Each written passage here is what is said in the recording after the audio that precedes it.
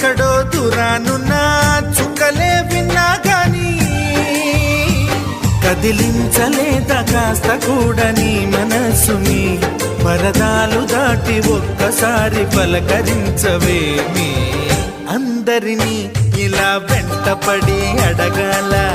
సరదాగా నువ్వే ఎదురైతే సరిపోదా నిద్రపోతున్న రాత్రి నడిగా